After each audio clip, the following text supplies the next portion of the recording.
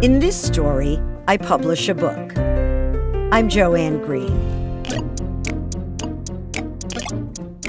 Most of us fall into the category of either farmer types or hunter-gatherers. Farmers think long-term, they plan, and then they wait. Yours truly, not a farmer.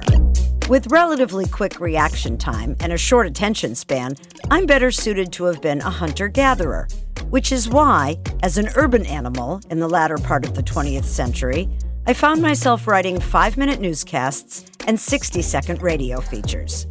It's also why it's hard for me to believe that over many years, with the help of writing coaches and editors, I have written and published a full-length book.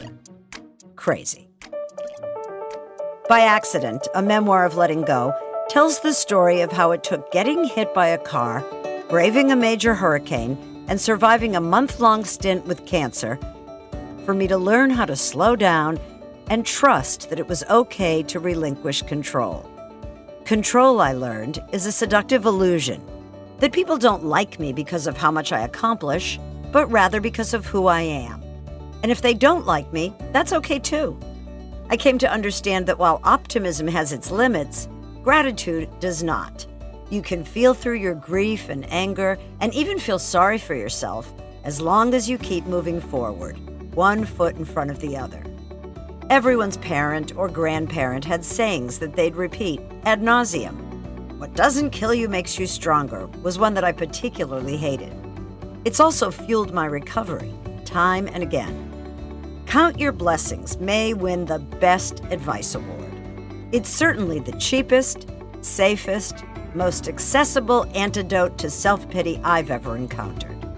And this too shall pass. If you really consider it, it's a reminder that whatever pain you're suffering, be it physical or emotional, is temporary. Unless, of course, it's not. What enabled me to embark upon and ultimately complete a long-term project? I moved beyond the perceived need to get whatever it was done as soon as possible.